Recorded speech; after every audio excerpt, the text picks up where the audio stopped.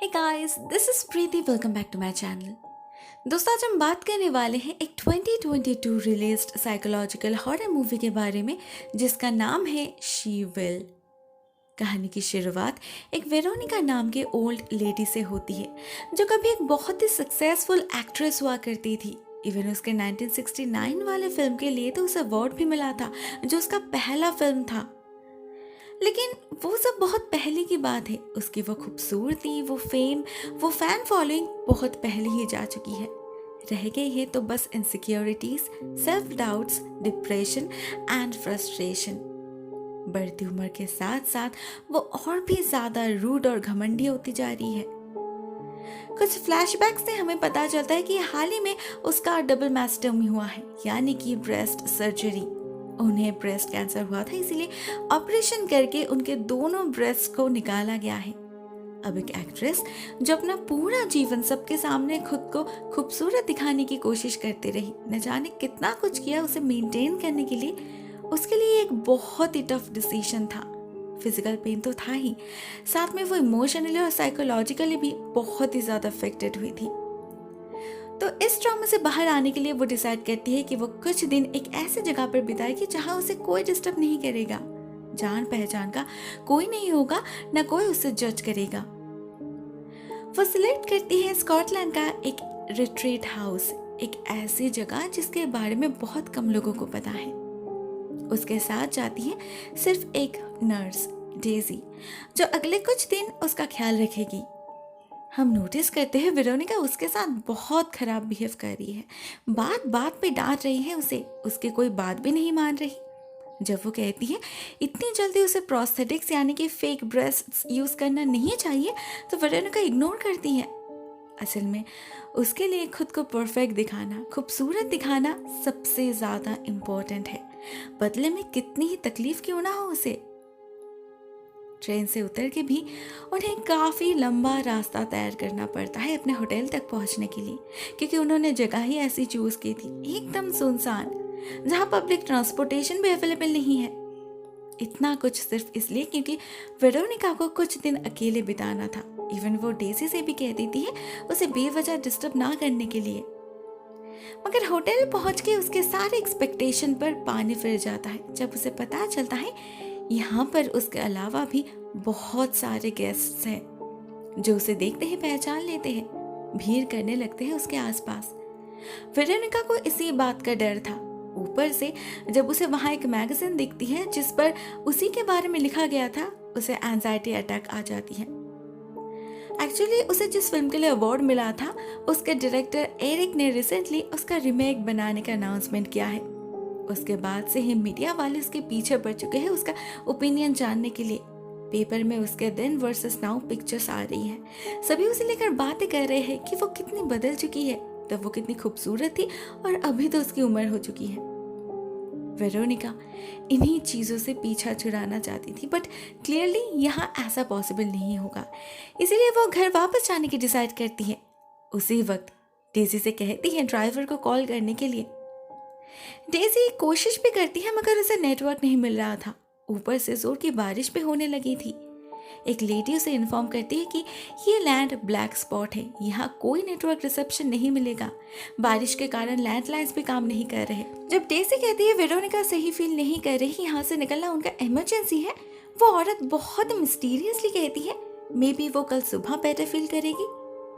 उधर वेरोनिका को एक लेडी से पता चलता है कि आज रात बहुत ही स्पेशल है, सारे स्टार्स परफेक्टली अलाइंड है, सदियों में एक बार ही आती है ऐसी रात, भयानक तूफान आने वाला है आज, तो बेहतर होगा सभी घर के अंदर ही रहे। फॉर्चुनेटली वेरोनिका के लिए एक अलग केबिन अलॉट किया गया था जो मेन बिल्डिंग से कम्प्लीटली सेपरेटेड था। होपफुली वहां उसे प्राइवेसी की कोई प्रॉब्लम नहीं होगी। होटल का एक स्टाफ जाती है उन्हें वो केबिन दिखाने। रास्ते में उन्हें एक टूमस्टोन दिखता है।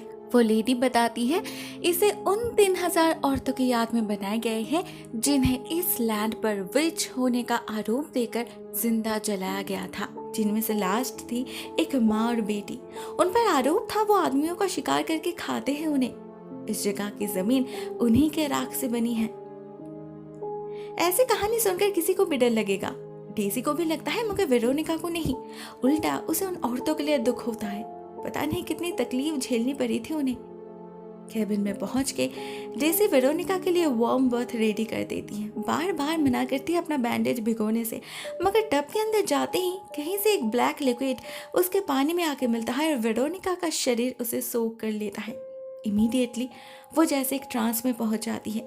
उसे अपने अतीत के विजन्स आने लगते हैं जो बिल्कुल भी खूबसूरत नहीं थे, टॉर्मेंटिंग थे, जिसके कारण उसका पर्सनल लाइफ बर्बाद हो चुका है। फ्रस्ट्रेशन की बीमारी लग चुकी है उसे, और जिसके वजह से आज भी रात में हर रात नाइटमेयर्स आते रहते हैं उसे। डर से वेरोनिका चिल्लाने लगी थी। डेजी उसे संभालती है, ड्रेसिंग करके फिर से सुला देती है, मगर वेरोनिका ना अपने ट्रांस से बाहर आ पाती है ना वो दवाई लेती है, बस सो जाती है चुपचाप। रात में उसके साथ बहुत ही अजीबोगरीब हादसे होने लगते हैं।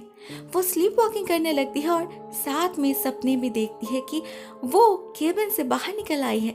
इस जगह की काली मिट्टी उसके शरीर में घुल रही है। अपने सामने उसे बहुत सारे विचेस नजर आते हैं जिन्हें जिंदा जलाया गया था। उनमें से वो खुद को भी देखती है। उसे लगता है उनकी तरह वो भी कभी टॉर्चर्ड हुई थी यहाँ पर। नेक्स्ट मॉर्निंग नींद से जागने के बाद भी उस पर सपने का असर रह जाता है। वो डेजी से कहती भी है, क्या कोई सपना इतना रियलिस्टिक हो सकता है? लेकिन उसे पता नहीं था नींद से जागने के बाद डेजी को भी घर में ढेर सारे ब्लैक मड दिखे थे। खिड़की और दरवाजे पर एशेस लगी थी। तो शायद उसका सपना सिर्फ सपना नहीं था, कुछ सच भी था। उस दिन उनके एक्टिविटी में पेंटिंग था। सभी ऑलरेडी लेक साइड पहुंच चुके थे। वेरोनिका और डेजी भी जाते हैं। रास्ते में उसे बहुत अजीब फील होता है। ऐसा लगता है ये रास्ता, ये लेक, ये जंगल बहुत जाना पहचाना सा है। वो जानती है इस जगह को। उधर पेंटिंग स्टेशन चलते वक्त वेरोनिका को पता नहीं क्या हो जाता है। उसे फिर से वही विचेस दिखने लगते हैं। कैसे उन्हें टॉर्चर किया जाता था, कैसे जलाया जाता था, ये सब। और वो पेंट करना शुरू कर देती है अपने चश्मे के बिना ही, जिसे लाने उसने डेजी को घर भेजा था। मिट्टी से अजीब सी पेंटिंग बनाती है। कुछ वर्ड्स भी लिखती है जिसका मतलब होता है डॉटर। लेकिन ये तो स्कॉटिश वर्ड है। उसे तो स्कॉटिश आती तक नहीं, ना उसे बच्चे पसंद है। न जाने क्यों वो पोजेस्ड की तरह बिहेव करने लगी थी। सभी उसे देखकर डर गए थे। उधर केबिन में जब डेजी चश्मा ढूंढ रही थी, उसे एक लड़का मिलता है, ओवन नाम से। वो केबिन में फायरवुड सप्लाई करता है। दोनों में बात होती है और ओवन डेजी को रात में पब जाने के लिए कहता है। दूसरी तरफ जब डेजी वेरोनिका के पास जा पहुंचती है तो देखती है उसका पेंटिंग खत्म हो चुका है। सभी घर लौटने लगे थे। वेरोनिका भी चलना स्टार्ट करती है, मगर वो अचानक डेजी से पूछती है क्या वो अपने बचपन में वापस जाना चाहेगी, और फिर उसे अलग चलने के लिए कहकर खुद दूसरे रास्ते से आगे बढ़ने लगती है। कुछ तो चलने के बाद अचानक वो हेलुसिनेट करने लगती है। उसे अपना 13 ईयर ओल्ड सेल्फ दिखता है जिसे किसी ने बहुत ही ब्रूटली असॉल्ट किया था। तो ये है वेरोनिका का सीक्रेट, उसके फ्रस्ट्रेशन का कारण, जिसे वो इतने सालों से अपने अंदर छुपा कर रखी है। स्पेशली यहाँ पर आने के बाद से ही पता नहीं क्या हो रहा है उसके साथ। वो खुद को कंट्रोल ही नहीं कर पा रही है। बार बार इमोशनल ब्रेकडाउन हो रहा है उसका।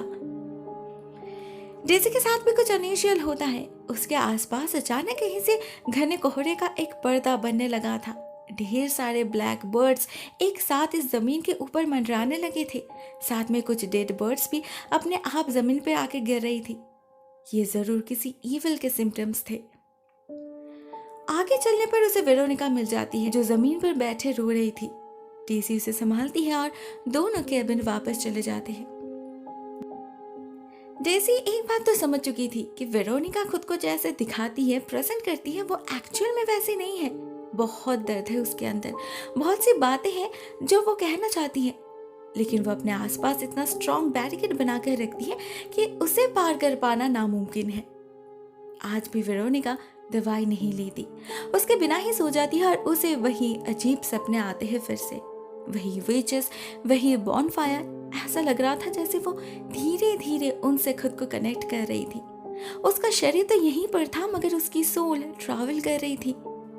हम देखते हैं वो अपने फर्स्ट फिल्म के डायरेक्टर एरिक का पीछा कर रही है। हवा में बह के उसके हर एक स्टेप को फॉलो कर रही है वो, मगर एरिक उसे देख नहीं पा रहा। वेरोनिका तो उसके इंटरव्यू में भी पहुंच जाती है। जिससे हमें पता चलता है उसके साथ, उसके अनटॉर्मेंटेड मेमोरीज के साथ आखिर एरिक का क्या कनेक्शन है। आखिर क्यों वेरोनिका बार बार उसे देखती है अपने सपने में, अपने नाइटमेयर्स में। असल में 13 साल की उम्र में उसका वो हाल एरिक नहीं किया था। फिल्म में काम देने के बदले रेप किया था उसका। जब बात बाहर आ गई, एरिक ने अपने पावर से उसे कवर कर दिया। वेरोनिका को जस्टिस कभी नहीं मिली। लेकिन जब उस फिल्म की रीमेक बनने की बात होने लगी तो उससे जुड़े सारे रूमर्स फिर से बाहर आने लगे। इवन इस इंटरव्यू में तो उससे पूछा भी गया वेरोनिका के साथ उसने क्या किया था। लेकिन इस बार भी एरिक बहुत ही क्लेवरली सवाल को इग्नोर करने की कोशिश करता है, मगर कर नहीं पाता। उससे पहले ही अचानक उसकी तबीयत बिगड़ जाती है। वेरोनिका समझ नहीं पाती कैसे, मगर वो बहुत खुश हो जाती है।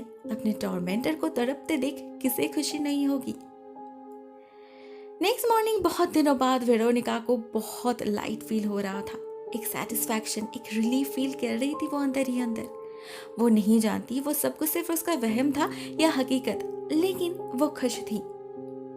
मगर इस सब का असर उसके शरीर पे भी पड़ रहा था। उसे वॉमिटिंग हो रही थी और साथ में उसके शरीर पे ब्लैक स्पॉट्स आने लगे थे।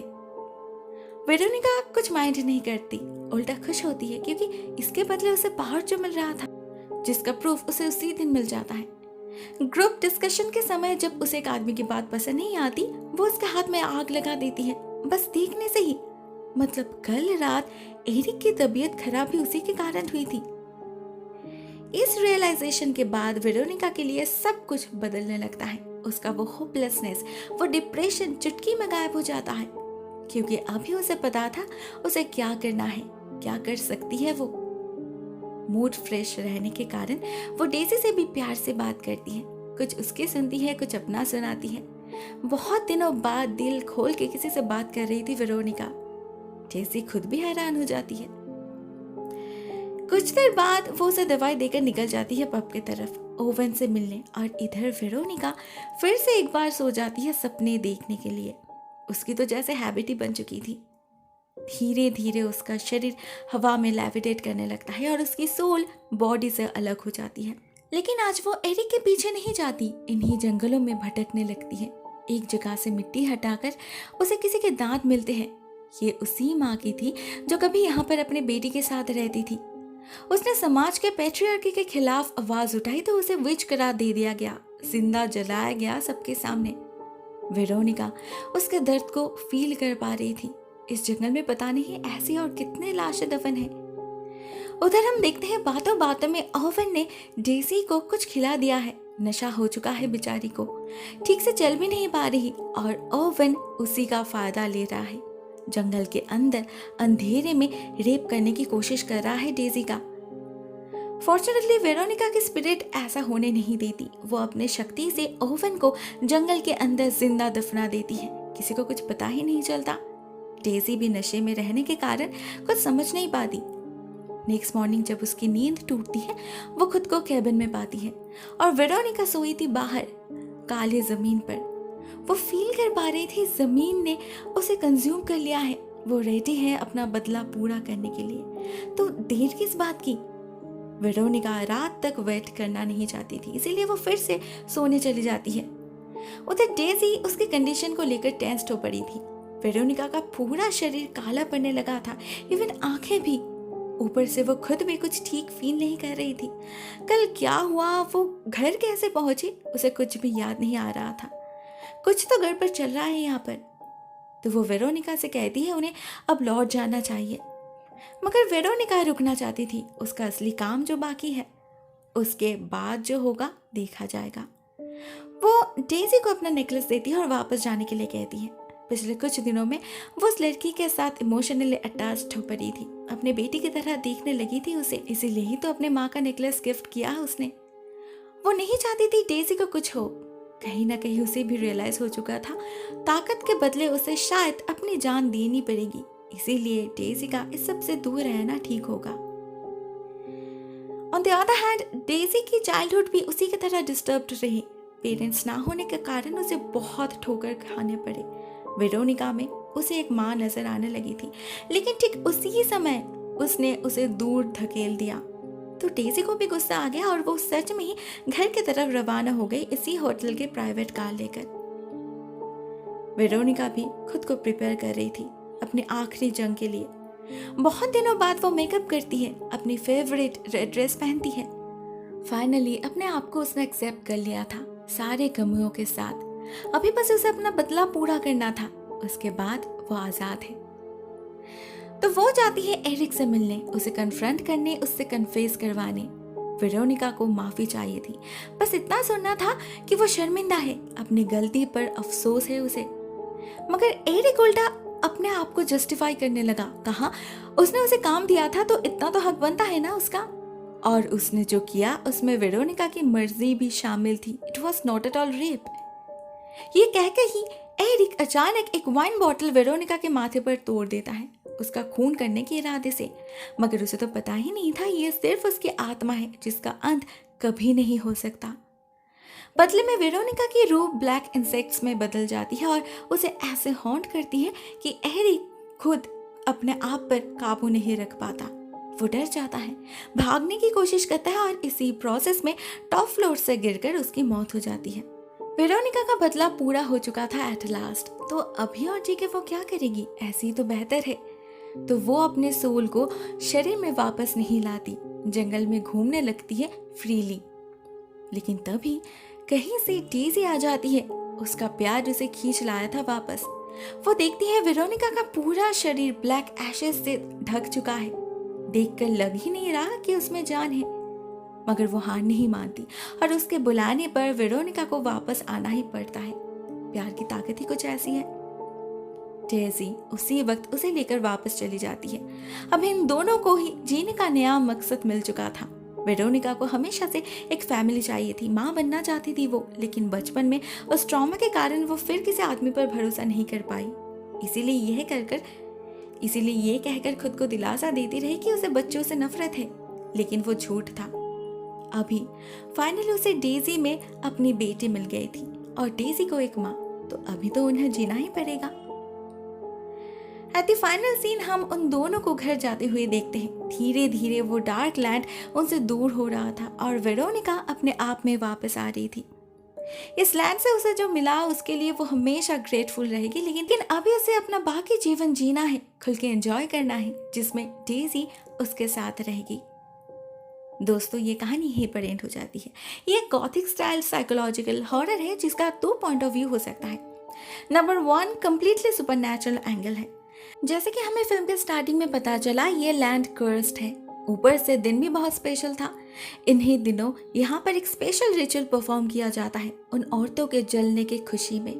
सो डेफिनेटली इन दिनों यहाँ पर उनकी स्पिरिट भी एक्टिव रहती है। उन्हें अपने लिए एक वेसल चाहिए होता है, जो वेरोनिका में उन्हें मिल गई।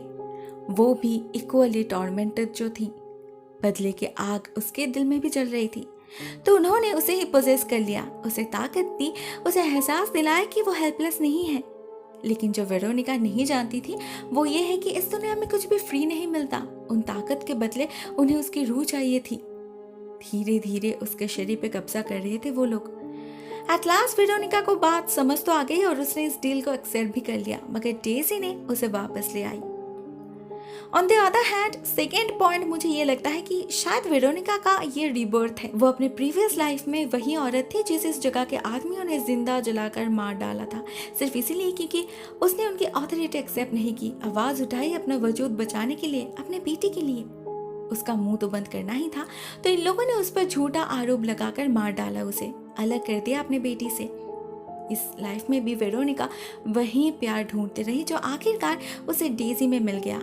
इस जगह से उसका रिश्ता सदियों से है, तभी तो बार बार लौट कर आती है वो यहाँ पर। दोस्तों, मेरे ख्याल से इस फिल्म की थ्योरीज यही हो सकती है। अगर आपके पास कोई और थ्योरी हो तो कमेंट सेक्शन में मुझसे ज़रूर शेयर करना। आज के लिए बस इतना ही दोस्तों। Thank you so much for watching this video. बहुत जल्द मिलते हैं किसी और नए वीडियो के साथ। तब तक के लिए टेक केयर, टाटा।